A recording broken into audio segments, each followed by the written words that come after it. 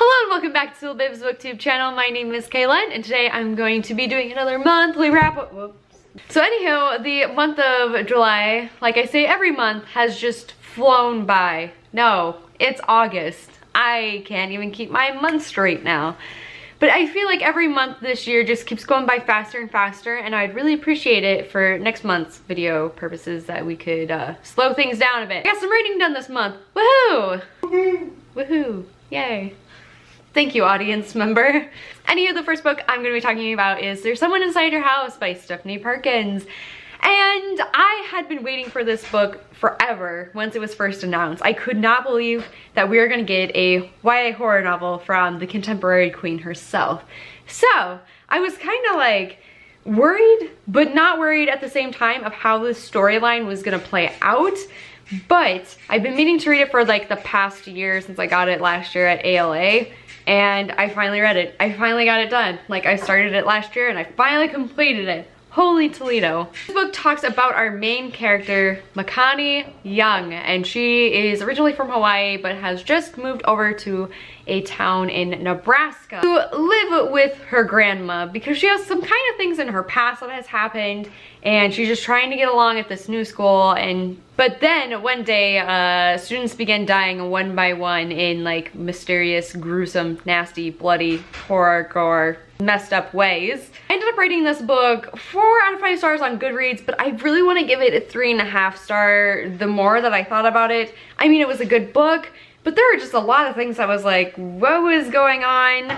But I think the main thing that kept me interested in the story was the horror and the gore and the way the people were being killed. I know that sounds really, really messed up, but that was the most exciting part of the story in my personal opinion.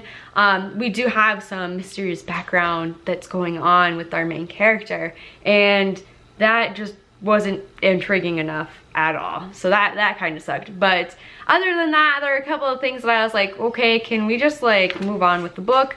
The book finally moved on.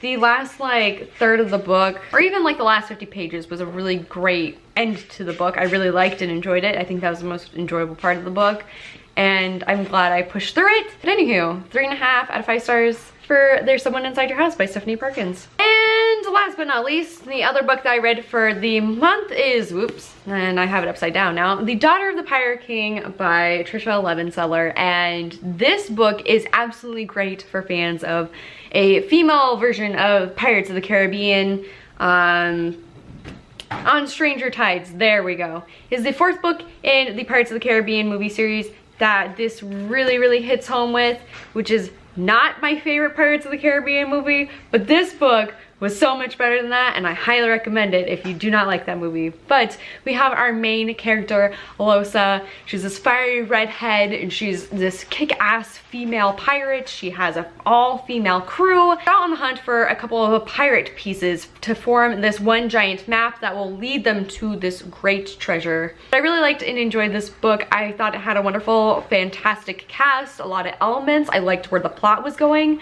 The last like 100 pages I did not see what was going on. I was just like all of a sudden spooked, and I was like, I did not realize that was gonna happen, and it just was great and it fit the story, and I liked it how it like happened and plot twist, and it just, the characters were great, and I really loved and enjoyed this story.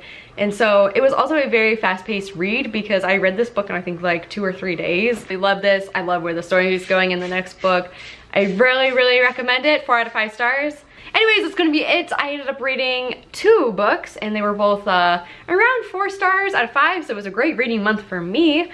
Anywho, did you guys read any interesting books? Let me know in the comment section down below. And anyways, that's gonna be it for this week's video. Don't forget to hit like and subscribe, and I will see you next week for a new bookish video.